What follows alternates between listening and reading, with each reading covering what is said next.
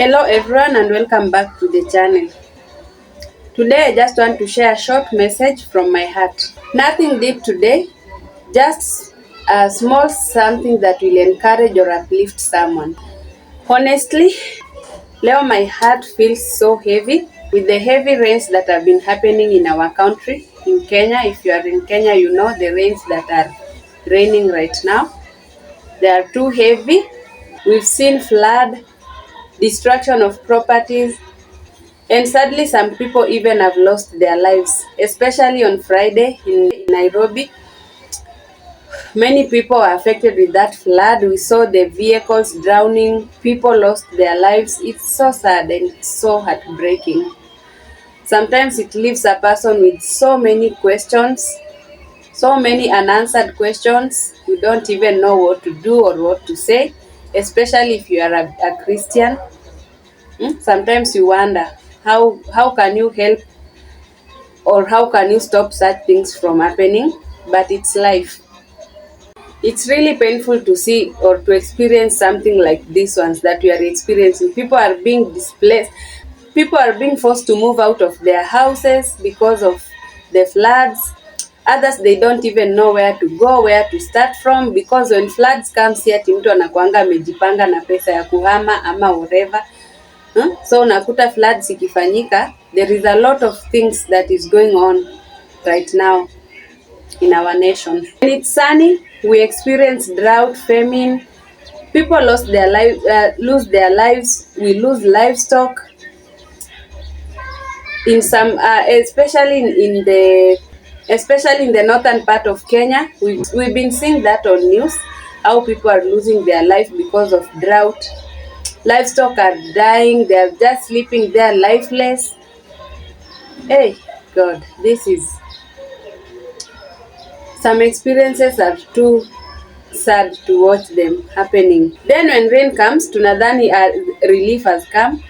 Then all of a sudden tunaanza kuona floods, distractions, loss of life. Hadi unaanza kushangaa. Unaanza kujiuliza maswali. Sometimes maswali zingine hata hazina majibu. Na hata unashindwa hizo maswali uulize nani. Because it's a lot of things are going on in the world. A lot of things are going on in our country. Hey, honestly unaweza jikuta ukiuliza God, kwani what's happening?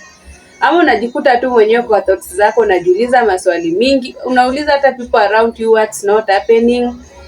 Maswali zingine hata hazina majibu kwa sababu ya matukio yenye yanafanyika kwa dunia na kwa nchi yetu na hata kwa dunia. Sometimes life feels confusing and we don't understand even why some things are happening or why some things have to be like the way they are. Because sometimes unapata inakuwa a lot, you can't even comprehend. Sometimes even unakuwa hata na fear kwa sababu you don't know where to go, where to start. Sometimes you are even afraid of stepping out kuenda hiyo kazi kwa sababu unaanza kujiuliza if I go to work, mvua inyeshe kama ile ya Friday nitafanya nini? If I go to school, mvua inyeshe kama ile ya Friday nitafanya nini? You see, sometimes it becomes so confusing. But one thing I want to remind myself and want to remind anyone out there who is feeling confused or who is feeling the same way I'm feeling, I want to remind you that God is always with us. God, He will never leave us, He will never forsake us, even in this season. Even in the middle of these floods, God is with us. Even in the middle of everything that is happening around us, in the world, around the world, and even in our country. We've seen in Iraq, in Iran, the things that are happening, the war between Israel, US, and Iran. Like a lot of distraction is happening under our watch. A lot of things are happening in the world. But I want to remind us that God is with us. He will never leave us, He will never forsake us. Even when that fear tries to sneak in, always remind yourself, God is with us. Even when you start having those negative thoughts, remind yourself, God is with me, God is with us, God is with Kenya, God is with the nations of the world. He will never leave us, He will never forsake us.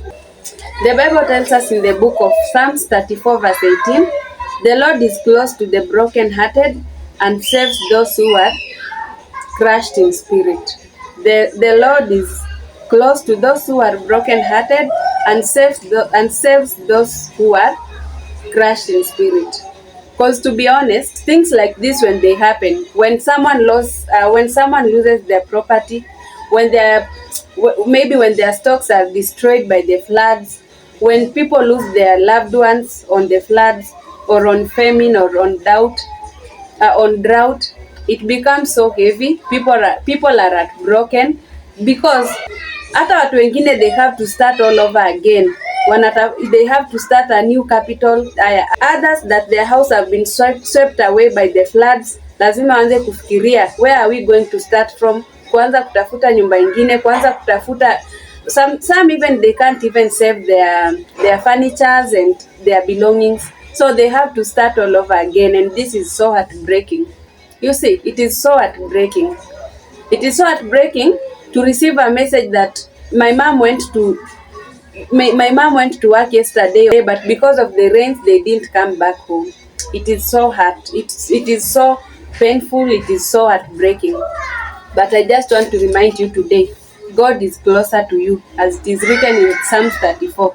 The Lord is close to us. The Lord is close to me. The way I'm feeling right now, I know God is with me. I know He will comfort me. He will take this feeling out of my life, and He will keep me. He will give me hope again. The same as you. If you've lost property, if you've lost someone, if you've lost anything in your life, if you've been affected in this flood in any way, may God comfort you. I want to remind you that God is closer to you. God is with you, and that broken heart, God will mend it again. God will heal you. If today you are feeling discouraged kidogo like me, I want to encourage you that God is always there with you. God is with us even in this season of floods, even in this season of heavy rains. God is with us. Even those who were affected last month and the other month with drought and famine, I want to remind you that God is with you. Also in the book of Psalms 46 verse 1, the Bible says, God is our refuge and strength, a very present help in trouble. So even in this trouble of floods, God is with us. Even in this trouble of heavy rains, God is our refuge. Let's run to God. He is the only present help that we have. Yeah. Psalms 46 verse 1. You can go later after this video and reflect on that verse, meditate on it, and remind God that you said you are our refuge. Even in this season of drought, even in this season of famine, even in this season of division in our country, in different part of our country because of political tension, God is with us. God is our refuge. God is our refuge and strength. Also, God is our strength. So, for those who are feeling discouraged kidogo like me today, God is our strength. I want to remind you that God is our strength. Those who are feeling weak, maybe you are affected by the flood, maybe you were rained on. You see, even some people are becoming sick because of the cold and this heavy rain. I want to remind you that God will give you new strength. I'm praying that may God give us new strength. May God give us new hope. May God encourage us, and may we always remember that God is our refuge and He is our present help in trouble. So if God is our refuge and strength, a very present help in trouble, it means that God is with us. Even in these floods, God is with us. God will strengthen us. God will renew our strength. And we have to remind ourselves, this too shall pass. This season of heavy rains shall pass. This season of floods shall pass. So if today you are feeling a bit discouraged or a bit down, I want to remind you that you are not alone. Let's take a moment to pray for our country, pray for Kenya, pray for those who have lost their loved ones, pray for those who have lost who have lost their properties because of the floods. May God comfort them. May God give them peace. May God renew their strength. And may they be reminded that God is always there with them. And may we also take a moment to pray for the nations of the world. We've seen the way things have been happening. things are going south, but may we stand in the gap and pray. May we intercede on behalf of our nation, Kenya, and on behalf of other nations.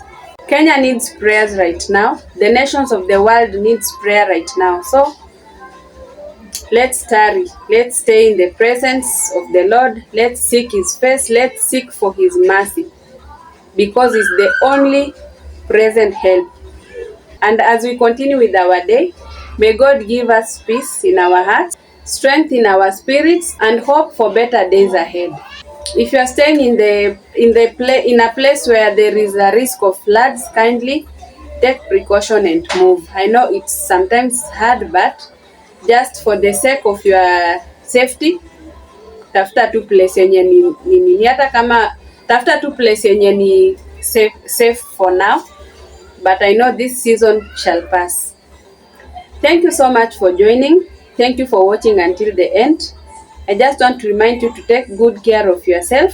Stay safe during the rainy season, and may the Lord bless you. I'll see you in the next video. Bye.